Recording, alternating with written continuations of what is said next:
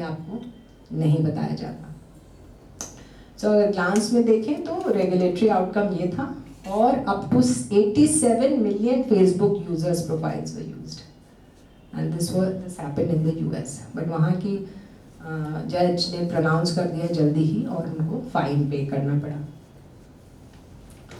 आधार के बारे में भी आप लोगों ने सुना होगा, आधार भी डेटा लीक हुआ था, but of course government agency नहीं, थर्ड पार्टी एडमिनिस्ट्रेटर से, ICMR से हुआ था, which we will come later when we come there. अभी फिलहाल के लिए बस ये सोच लीजिए, ये मैं बता देती हूँ कि एक 9 वर्सेस 0 सुप्रीम कोर्ट जज ने यूनानिमसली ये डिक्लेयर किया था that privacy is, after this case, privacy is intrinsic to the right of life and liberty है under article 21 of our constitution. Right to privacy भी हमारी एक राइट है, और ये आफ्टर दिस स्कैंडल जो हुआ था आधार वाला, उसके बाद से ही ये मतलब प्रोनाउंस किया गया था। And the case was justice KS Puttaswamy versus union of India in 2017। वहीं पर जजेस ने डिक्लेयर किया था कि privacy is a fundamental right, वो हम लोग का राइट है and under the constitution. And जो यूनिक आइडेंटिफिकेशन अथॉरिटी है जो आधार इशू करती है, उनको भी अब ये बताना पड़ेगा कि डेटा किस लिए ले रहे हैं, पर्पस लिमिटेशन, डेटा जितना ज़रूरत है उतना ही ले, मिनिमाइजेशन, और सेफ और सिक्योर होना चाहिए हमारा डेटा। जैसे हमसे भी कई लोग आधार कार्ड जब मांगते हैं नंबर, तो my first question is why you want it, where are you going to use it. And a lot of, जैसे अभी आप लोग क्या डिलीवर करने आएंगे अमेजोन वाले, पहले वो आधार मांगते थे, अब देखिए अब नहीं मांगते, पहले आधार बताते थे, आधार दिखा दीजिए अपना। So after this now no, why should I give my data to you unless it is required. So just to recap, हम लोग की कॉन्स्टिट्यूशनल राइट है, we have constitution has preamble, fundamental rights and directives of state policy, और ये right जो right to privacy is in article 21 of the constitution, और ये right हमारी तीनों चीज़ें कवर करती है, bodily autonomy, informational privacy and right to be let alone. But there are certain limits, अगर नेशनल सिक्योरिटी को खतरा है या फिर मोरालिटी को खतरा है या कोई क्राइम प्रिवेंट करना है, तभी कोई लिमिट सेट कर जाती है। The second ethical issue in business is called the algorithmic bias, जो business decisions में देखते हैं। See, all these programs are run through algorithms, जो कि engineers, AI और उससे related जो engineers हैं वो तय करते हैं। So, but algorithm भी कोई previous historical data पे ही तो based होता है, और ज़्यादातर जो ये historical data होता है वो US की firms और वहाँ का जो डेटा सेट है उसी पे बनाया जाता है। तो जो हम देखेंगे इंडिया में स्पेशली आपको बहुत बायस मिलेगा एल्गोरिथम में। एंड कैसे, लाइक क्रेडिट स्कोरिंग मॉडल्स जो बनते हैं, अगर पास्ट में अगर आपने कहीं डिफ़ॉल्ट किया है तो वो जल्दी डिफ़ॉल्ट हटेगा ही नहीं, आपको आगे क्रेडिट मिलने में बहुत ज़्यादा प्रॉब्लम होगी, क्योंकि उसने मान लिया है क्योंकि एक बार आपका रिस्क डिफ़ॉल्ट हुआ है वो हमेशा होगा, क्योंकि उनका मॉडल ऐसा कहता है। HR और हायरिंग में स्क्रीनिंग के टाइम जो लोग पहले अपॉइंट करे जाते हैं उनका डेटा लिया है तो वो उसी को आइडियल मानता है, तो ऐसा ही मॉडल बनाता है जो कि पहले लोग हायर कर, तो उनके जो स्टैंडर्ड्स हैं उसी पे बनता है। तो again there is also a bias because may be in future that's not required. Similarly pricing, कोई भी प्रोडक्ट का प्राइसिंग होता है वो भी कई बार different for different products. But I have seen is sometimes जो आप लोग राइड्स लेते हैं ओला एंड ऊबर की, तो अगर आईफोन से बुक कर रहे हैं तो शायद उसकी प्राइस ज़्यादा आती है, I have heard people tell me this, और आप किसी और मोबाइल फ़ोन से करेंगे तो कम होगी। तो what is this, this is wrong because we are going to go through the same distance, the same vehicle is coming. This is because of the algorithmic bias. Business decision में caste bias कई बार दिखता है। कैसे?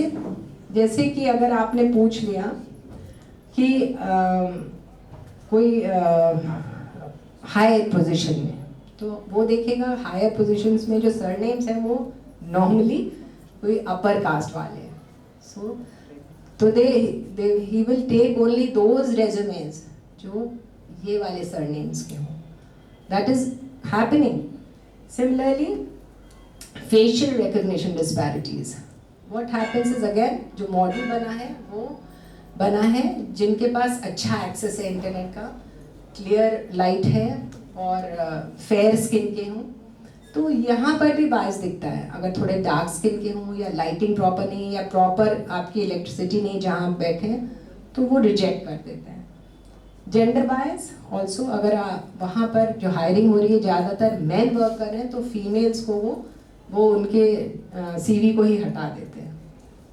And welfare और exclusion में भी देखा गया है कई बार जो राशन कार्ड्स और जो वो बिकते हैं, सर्टन मार्जिनलाइज ग्रुप को हटा ही दिया है, बिकॉज दिस उसके एल्गोरिथम में फॉल फिट नहीं बैठते। एक बार अमेजोन ने भी ऐसे ही ट्राई किया था, एक एआई का रिक्रूटिंग टूल बनाया नया, और वो जेंडर गैप को फिल नहीं कर पाया। उन्होंने बनाया तो ज़्यादातर वो उसके पुराने जो थे वो मेन ही एम्प्लॉइज थे, तो उसने क्या किया कि जो फीमेल ने अपनी सीवी भेजी वो डाउनग्रेड कर दी और फीमेल्स को हटा दिया इन द रेस। सो उन्होंने ट्राई किया था 2017 में उसको टूल को ठीक करने की कोशिश करी, बट वो नहीं हो पाया। Then they had to shelf that tool. So and this was reported by Reuters in 2018.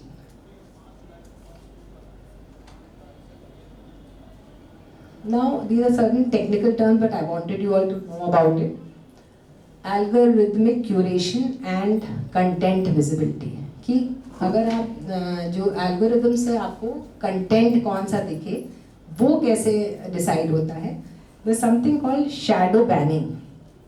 Shadow banning क्या होता है? विजिबिलिटी की फिल्टरिंग करते हैं। जैसे आप देखेंगे कि आप कभी भी फेसबुक खोलिए तो अगर कोई पॉलिटिकल न्यूज़ है तो वही पॉलिटिकल न्यूज़ सबसे ऊपर आएगी, ताकि आप मन ना भी चाहे तो आप उसको खोलें या देखें। तो ये इसको कहते हैं शैडो बैनिंग। और जो एक्स पहले ट्विटर था उसने क्या किया था, वो जो पोस्ट बाहर के लिंक्स वाले थे उनको डाउनग्रेड किया था। इवन टिकटॉक अगर बहुत डेंजरस हैं तो वो वाले रील्स दिखाता है। देन एंगेजमेंट ड्रिविंग बूस्टिंग क्या होता है? इसको कहते हैं ड्वेल टाइम। ड्वेल टाइम मतलब अगर आप एक रील पे कितनी देर बैठे, कितनी देर देख रहे हैं वो रील, या कितनी बार आपने देखा है, इट्स रिकॉर्डिंग एवरीथिंग। वो देख रहा है और फीड्स कैसे डालने हैं वो उस पर डिसाइड कर रहा है। अकाउंट प्रिविलेज भी होता है, लाइक सर्टेन गवर्नमेंट एजेंसीज, या फिर जो अगर आपको मालूम हो कोविड के टाइम मेडिकल बुलेटिन्स आते थे, WHO से भी आते थे, और इंडियन ये जो हॉस्पिटल था सफदरजंग वाला वो रेगुलर बुलेटिन्स देता है। तो that they can do, they can give privilege to such accounts which are beneficial. So that also happens. And search and AI bias. Search में अगर आपने कोई मेडिकल टर्म डाला है तो वो आपको पूरा उसी के बारे में बता देगा और जनरल चीज़ हटा देगा। So these are the ways in which algorithmic curation is done. I also wanted to talk about gig economy.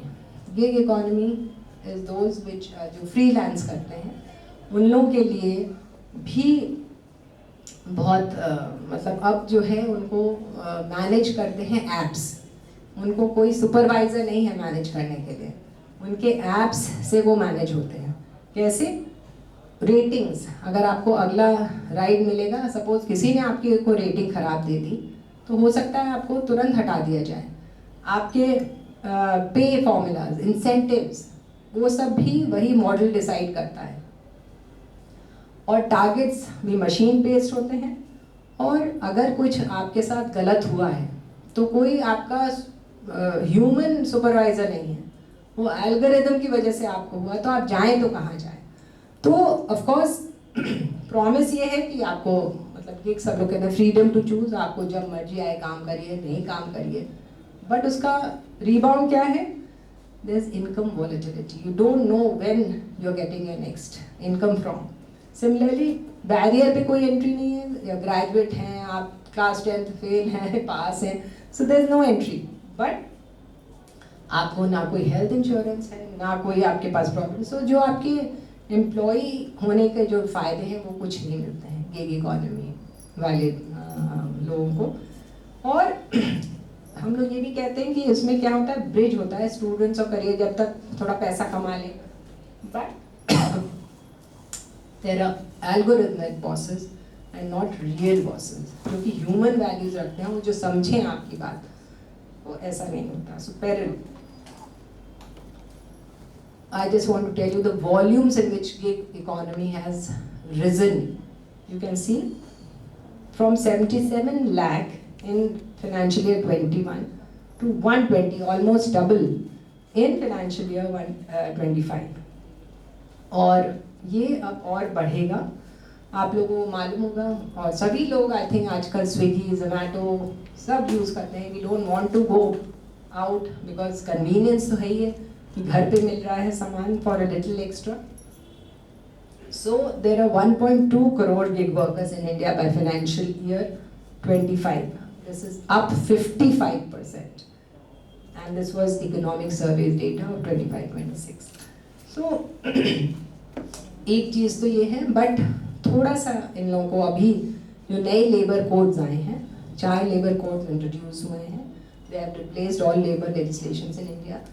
And these labor codes, though they say labor code का year 2020 है, but उनको effective किया गया है November of last year 2025 से। तो जो labour code और सोशल सिक्योरिटी है, उसने अब ये गारंटी करा है कि जो कंपनीज हैं वो 1 से 2% अपने एनुअल टर्नओवर एक वेलफेयर फंड में डालेंगी, और ये वेलफेयर फंड यूज होगा for gig workers.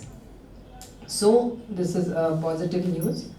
But you know that there was an all India strike on 31st December 25. All the gig workers, they had asked for better working conditions, especially जो 10-minute delivery apps थे, उनका danger था उनको और speeding etcetera, उसको ध्यान में रखते हुए उन्होंने 31 दिसंबर को वो किया था, and then this was introduced that at least 1 to 2% of the annual turnover will go to a welfare fund for these gig workers. Yes, everyone knows about cyber security, और आजकल जो breaches हो रहे हैं cyber security वो भी बताएंगे आपको। Cyber security is protecting the digital, जो security होती है from cyber attacks, बट जो एथिकल रिस्पॉन्सिबिलिटी है वो फर्दर होती है। It covers how companies ensure safety and fairness of their digital programs और platforms for every user. So cyber security जो है, अगर आप वो डेटा देखें तो cost of a data breach in 2025 was almost $4.4 million. It takes 241 days, that means around 8 months to identify and contain that breach. तो तब तक आपका डेटा कॉम्प्रोमाइज्ड है, एंड अगर आपका खुदा न खास्ता फाइनेंशियल डेटा कॉम्प्रोमाइज्ड है तो फिर तो बहुत ज़्यादा आपको बहुत केयरफुल होना, हर चीज़ ब्लॉक करनी पड़ेगी, अपना सब चेंज करिए। Though some of the banks I have seen every 3 months आपका पासवर्ड बदलते हैं, every 3 months, but still attacks are going on. Then 53% of breaches, और मतलब हम लोग यही समझते हैं कि कहीं ना कहीं हमारा डेटा कॉम्प्रोमाइज्ड है, and 63% of organizations don't have any AI policy. उन्होंने AI की गवर्नेंस की पॉलिसी कोई बनाई नहीं। I think you all must have read this, but I want you to just go through it. जो layers होती हैं, वेब layers, कैसे मतलब कहाँ डेटा लीक होता कहाँ है, कैसे डेटा लीक होता कहाँ है। तो 3 तरीके के वेब्स होते हैं। एक तो सरफेस वेब, जो कि हम लोग यूज़ करते हैं, इसमें 4% ऑफ वेब कंटेंट होता है। इसमें जैसे सर्च इंजिन्स हो गए, विकीपीडिया हो गए, ये इसको आप समझ लेते हैं internet. That's only 4% of web content. The second is called deep web, that is 90% of web का जो डेटा रहता है वो यहाँ रहता है। और सारे डेटाबेसेस, फॉर एग्जांपल एकेडमिक है, मेडिकल है, बैंकिंग से रिलेटेड जो डेटा होता है वो सारा डीप वेब में होता है, because it's all password protected. But there is another thing called dark web, जिसमें more than 1% of total web, यहाँ पर ही लीक होती है डेटा। डार्क वेब में लीक होती है